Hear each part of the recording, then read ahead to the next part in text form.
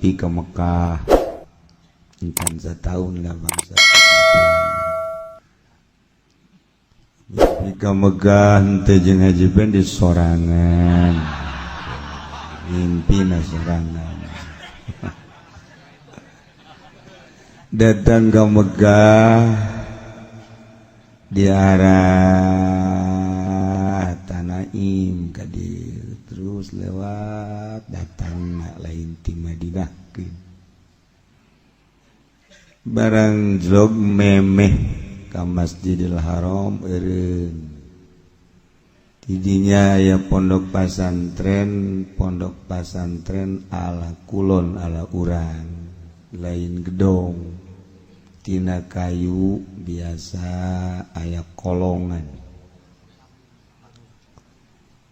cikulat aja pondok kos kieu mah pondok di urang ieu mah saha sih beberanian amat di Mekah nyeun pondok kos kieu sateu pararantes teuing di negara beunghar kaya raya aya pondok kos kieu pasti kajeun kukumaha ieu mah urang lembur urang nanyakeun kula ieu pondok saha ieu cenah urang Banten satu Maulana Hasanuddin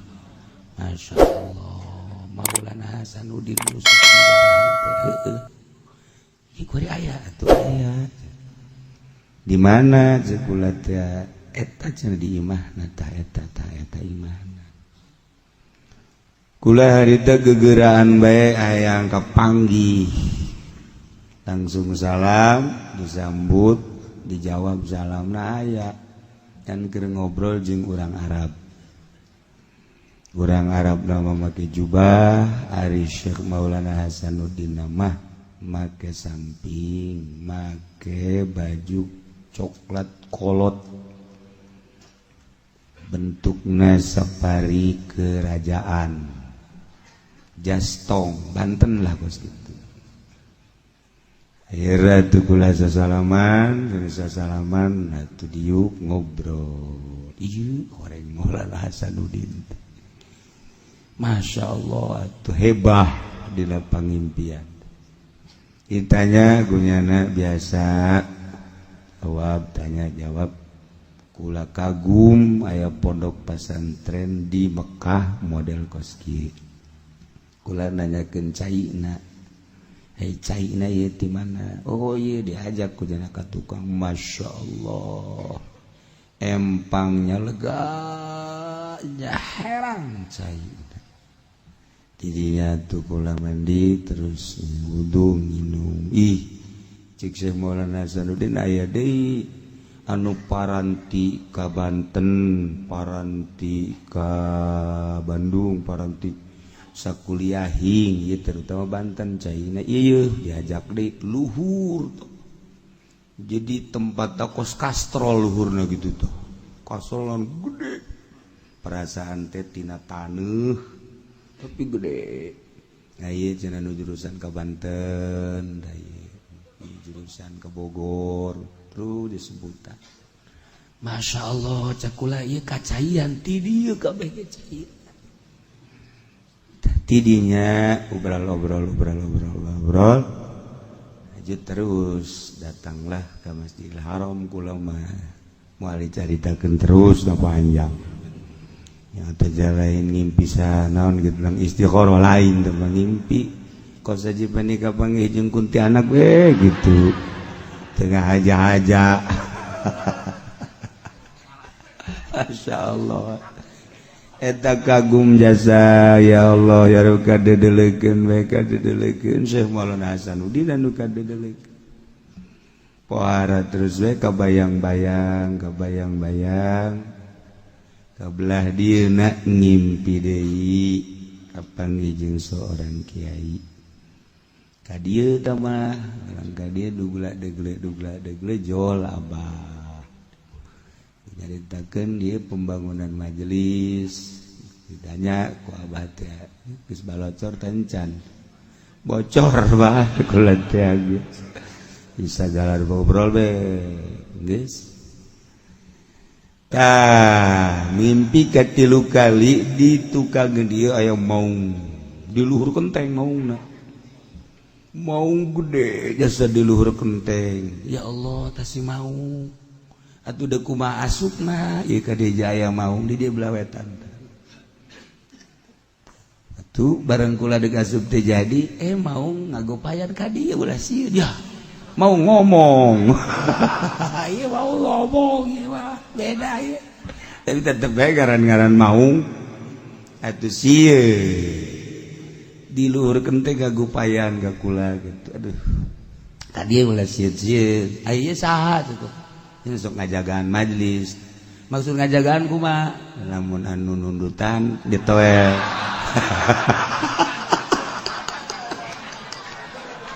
aduh ente tambahan tambahan tuh kadijan teh paling dikegel berenang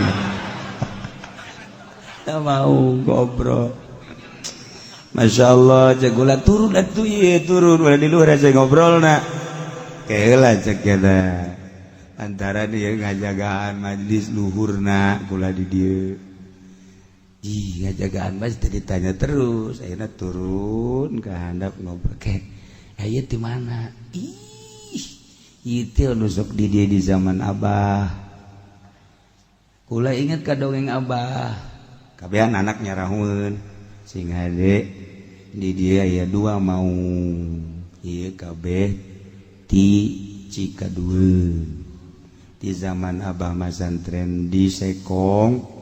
ieu mau nutur-nutur abah bae kuari ngajagaan di dieu keur masa hirupna besi deuk ka masjid engke aya ucing leutik herang matana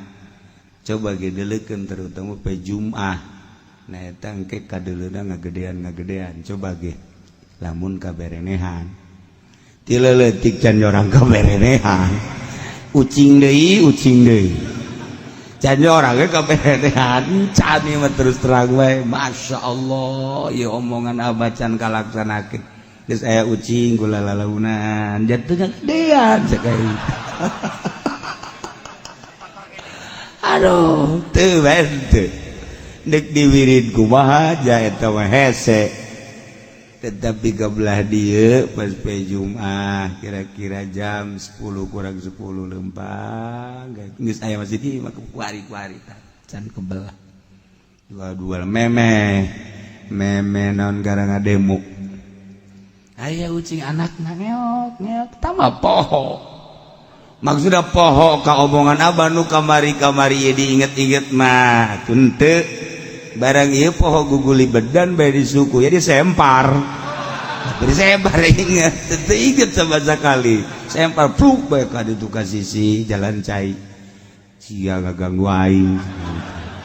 kunaon dideuleukeun kegedean ieu horenganna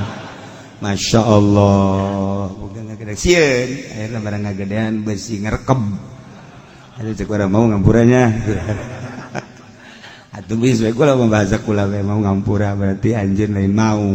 ampura kula geus we detik deui berangkat deui tidinya berarti ieu maung Cikadueun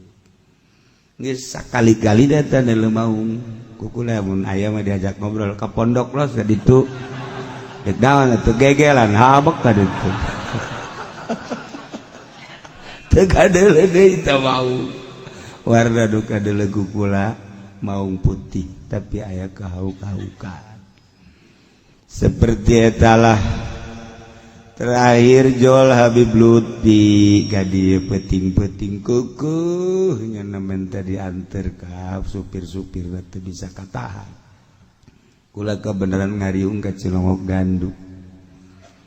tungguan nyana di imah sana-sana atuh datang ngobrol lah nu diobrolkeun teh jauh jeung nu diimpikeun ku kaula aya amanat-amanat titah ngahaolan Syekh Maulana Hasanuddin saprovinsi Banten kula nu kudu ngayakeunana atuh teu sanggup di ditu loba tu bagus nu bak kiai-kiai akhirna ku kula diusulkeun tu bagus anu nu ngageugeuh Habib Lutfi teu ngajawab aya kiai anu mulai Pandeglang Serang teu ngajawab Habib Lutfi akhirnya ngobrol ke mana deh terakhir ngobrol ke tadi kudu ngayakeun haul Sultan Banten sanggeus terus ulah ge 3 kali ngomong seolah-olah perintah teh dijawab nu ka 3 mah besi bendu ka hiji kadua mah tetep dijawab embung lain embung teh cinta tetapi atuh mahnya Bantenna di ditu urang nu ngayakeunana di dieu sanajan haulna di Banten tetapi kan eta melalui proses teu meunang ngahuhuluan ngaluluhuran nu ngageugeuh di ditu tetep teh kabelah dieuna horeng ai haulna mah tetep dititah inti nama panjang disimpulkan nyin majelis teh ya ieu perjalanan nyin majelis jadi lain sambarangan seperti itulah prosesna sabada haul sabada ngayakeun rajabana pamuludan di Gunung Karang eta teh terus nyambung ka Habib Lutfi datang Syekh Maulana Hasanuddin ka Habib Lutfi ngobrol lah jeung Habib Lutfi eta akhirna nyana ka Cilongok datang ke Cilongok jam 10 kula datang tas ngariung 10:30 nah jadi kedatangan Syekh Maulana Hasanuddin nyaritakeun kapanggih di Mekah jeung kula ya Allah berarti bener eta lain si Hasanuddin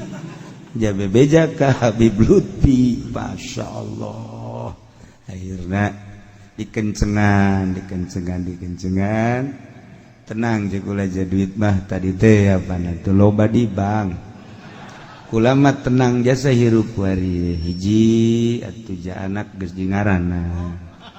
kabeh ge geus eueun teh di ngaranan kabeh alhamdulillah duit aja ambalaya di bank pokona geus moal beak we hutang we ambalaya pikiran teu nanti dia ngapanggih dia abah deh ka diuk bae di dinya neulean deui majelis neulean deh kula ngobrol neulean deui beureun isyarah terakhir nyaritakeun tihangna geus dirobah ka encan ceknya tihang majelis terakhir ngimpi eta ya akhirnya dikencengan berbagai pemikiran geus deuk dicor liwatkeun ka jalan kemudian aya alamat teu bagus deui waktu bentukna kieu alamatna teu bagus deui ternyata kuari gambarna kudu percis Masjid Banten kos kitulah berawal perjalanan deuk ngabangun majelis ukar-ukur sambil digambar sing hade jekula kudu percis Masjid Banten